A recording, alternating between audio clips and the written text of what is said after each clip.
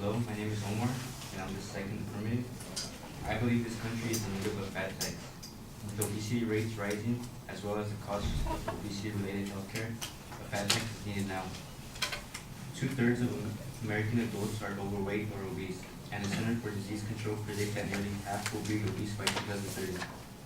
Obesity rates in children have more than tripled in the past few decades, to the point where the arteries of a typical obese child are as thick and stiff as that of a healthy 45-year-old. This puts kids at a premature risk for strokes, heart disease, and diabetes. Meanwhile, the annual cost of treating obesity-related illness has risen 62% since 2003, from 117 billion to 190.2 billion, according to a 2012 Institute of Medicine report. In the U.S., economists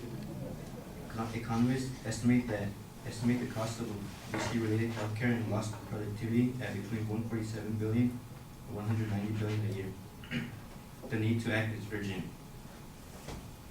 Excess weight is associated with a variety of diseases, including heart disease, type 2 diabetes, and some types of cancer, hypertension, and stroke. In addition to health consequences, obesity is costly. Medical spending is 42% higher for obese people than for those of normal weight. The World Health Organization notes that overweight and obesity are fifth leading risk for global death. At least 2.8 million adults die each year as a result of being overweight or obese.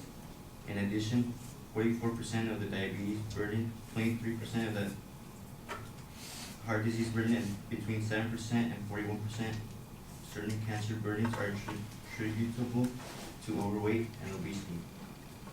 Reducing healthcare costs is a recurrent national priority. Health spending in the United States totaled $2.5 trillion in 2009, or an average of $8,086 per person. Spending on health constitutes 70.6% of the U.S. gross domestic product, more than twice the 7.2% of GDP in 1970, according to the Kaiser Family Foundation. And unless changes are made, healthcare costs are expected to keep growing. The enormity of this economic burden and huge toll that excess weight takes on health and well-being are beginning to raise global political awareness that individuals, communities, states, nations, and international organizations must do more to stem the rising tide of obesity.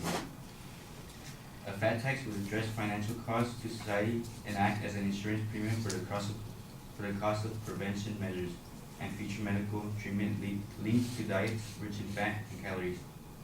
There are many ways to reduce obesity, and the 20% tax on fat foods can be an effective way.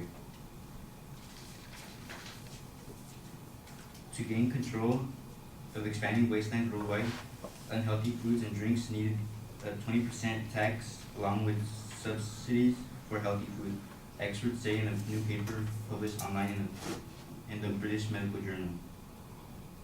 Findings suggest that national, state, or local policies to alter the price of less healthful foods and beverages may be one possible mechanism for steering U.S. adults towards a more healthful diet. Economists generally agree that government intervention, including taxation, is justified when the market fails to provide the optimum amount of a good for society's well-being, says Oliver Martin, specialist in public health at the University of Oxford. To change the policies and expenses on unhealthy foods can be a factor into allowing others to make healthier choices. While a fat tax might have little impact on most consumers, the tax could deter children or at least reduce their purchases of unhealthy products. This could change the long-term dietary habits and patterns of some members of the population who might be vulnerable to obesity and related health conditions.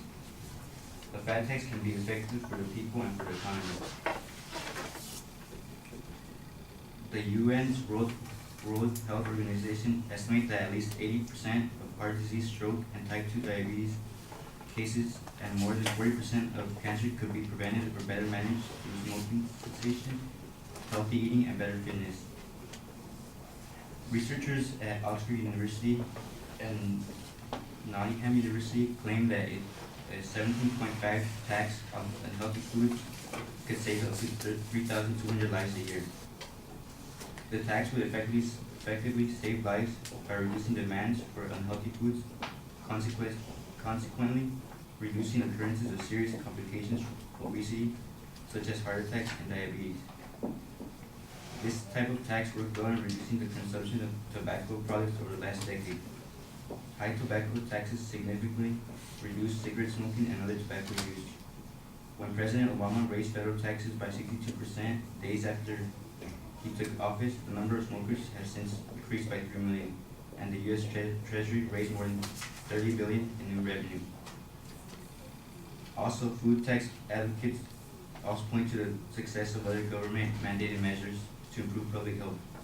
For example, New York trans fat ban, for instance, helped decrease the number of restaurants cooking with trans fat from 50% to less than 2%. The amount that is spent on obesity-related healthcare can be subsidized by the fat tax, which could go to obesity-related healthcare. The tax would generate revenue that could be used to fund complementary measures, for example, a major advertising campaign to encourage consumers with excessive energy diets to make the change to a more balanced diet. Studies have found that increased interventions now can reduce the cost of treating diabetes by about $250 million per year. A fat tax is needed now. Thank you.